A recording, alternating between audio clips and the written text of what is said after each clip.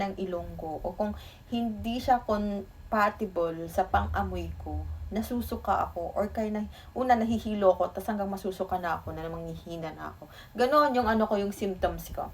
And then, way back then, I still remember my first perfume came from my sister. Nagustuhan ko yung amoy niya, which is mild lang siya. And then, hindi siya branded.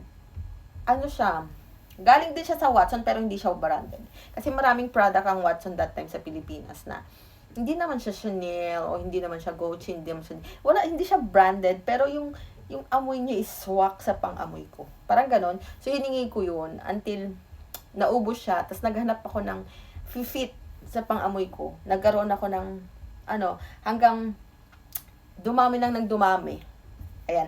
Nag-start ako doon, pero lahat ng mga sense of smell is more on mild lang. Mild, at saka yung parang parang yung vanilla na amoy. Yung akala mo is, yung parang sweet na amoy, ganon. Tsaka yung mild na cool, ganon. Yung ko, may nabili ako, kaya nakaipon ako nun pero yung mga ibang perfume ko kasi dati, kinukuha talaga ng mga kapatid ko, kung hindi yung mother ko, yung father ko, ganyan, yung sister ko, at saka yung kuya ko. Ngayon, 5 na lang yung perfume ko. Then, nagkaroon ako ng, parang, kahit may perfume pa, parang, ang gandang i-collect, ang ganda niyang i-collect, maliban sa bags, perfume, I love to collect perfumes. Ayan, mga yan. Especially sa mga bottles na feminine. Yung daming arte-arte. Di ba? Ang ganda. Ang ganda. Wala lang. Naka-display lang dyan. Ganon. Ganon ang atake. Ganon. Ngayon, meron na akong remaining na 5 bottles dyan actually. Pinagsasalit-salitan ko lang yung, meron ako yung parang vanilla na, yun yung sinasabi kong parang sweet, na pag inamoy mo siya, parang gusto mo siyang kainin. Parang ganan.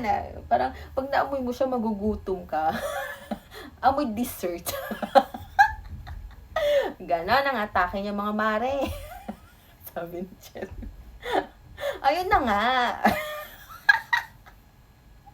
Yung pinakagustong-gusto kong perfume, actually yung freshan lang. Meron ako nabili sa Pilipinas, which is sa Watson din. Lang siya, mild lang. Parang wala pang 500 pesos, parang 300 lang ata yun. Pero gusto ko yung amoy niya kasi pag dumaan ka, parang ang parang refreshing, parang ganun refreshing. Ay, parang ganun, parang nasa ka na siya, ilog Pasig. Parang ka na, sa Disneyland ka na, sariwa yung hangin, Disneyland, huy. Basta nga, pag dumaan siya, yun yung parang, marirefresh mo lahat ng mga sakit na nangyari sa'yo. Kakayong perfume, wala palang ganon. Hindi pala ganon. Tapos, yun yung pinaka-paborito ko. Yung mild lang siya, refreshing lang. Yung pangalawa na amoy na gusto ko, yun nga, yung parang sweet. Sweet siya. Diba? Buti pa yung perfume sweet. Isa yung kilala ko, ay, charot, uy, parang ganon.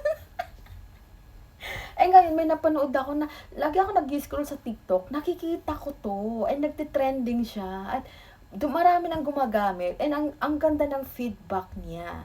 So, na-curious ako.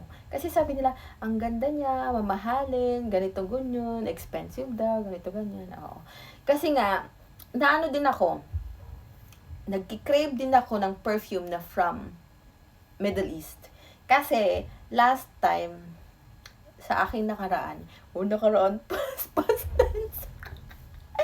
Dati, may kakilala ako na gamit niya is, from Saudi. Halos lahat ang magpapamilya.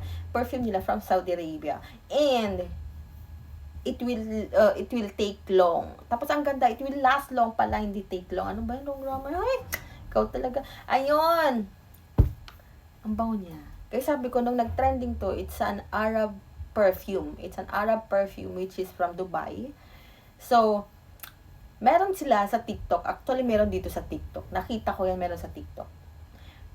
Mas cheaper siya. Pero gusto kong makita kasi yung in-actual. At saka gusto kong makita yung itsura niya. At saka maamoy kung anong essence niya. Kung fit ba sa pang-amoy ko.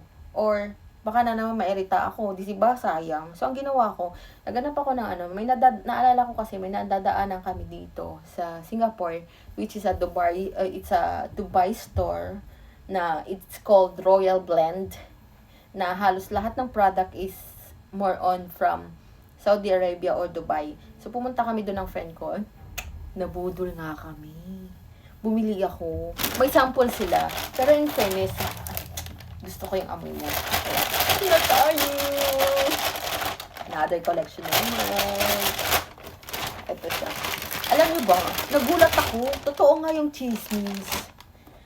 Kita niyo yan. Ang ganda na, wow, Princess of Arabia. Ang ganda ng packaging niya. Malaki siya. Actually, malaki siya. And then, yung mga letter na yan, hindi siya karton o hindi siya plastic.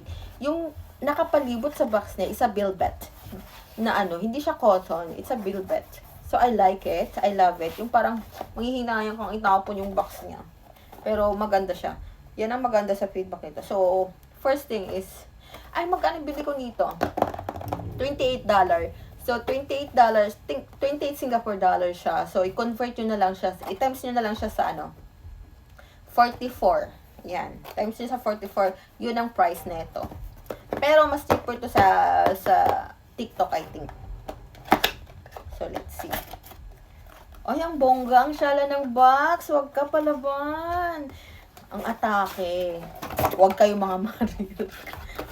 Palpak yung unboxing nito. Ang ganda! Velvet din yung dito niya. Ayun, oh. Ganyan siya, oh. Ooh. Made from UAE talaga siya. Ayan, guys. So, pumunta talaga kami sa pinaka-main branch ng Dubai product, which is Royal Blend. Sa mga gustong nandito sa Singapore, puntahan nyo na. Tapos, may mga sample sila. Pero, try nyo kung suitable sa inyo. Pero, I like this box. I love the bottle. I love the figure. Wow, figure.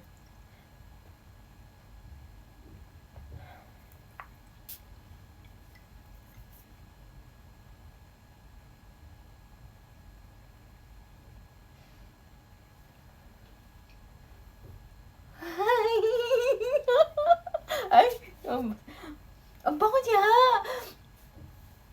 Oh, nai-speechless ako sa amoy niya. Hindi siya sweet.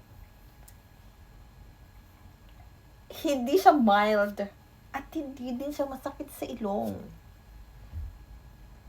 Para siyang ano, pag naamoy mo siya, parang mamahalin. Totoo nga yung chismis, expensive nga. Yung akala mo, ito yung bagay sa pag nakikipag-date ka, ganun. Date or pupunta ka ng ano, pupunta ka sa Okada. Mga ganyan. Pag inamoy nila sa ito, ang bango. Try yun na. Oh my, I love this. Kaya guys, bili na. Ay, wala lang, shinare ko lang sa inyo. Kung gusto nyo, bili na kayo. Order na. Flex ko lang, guys. Wala kasi ako magawa eh. Pero ang bango niya. I love it. Bye, guys. Bye.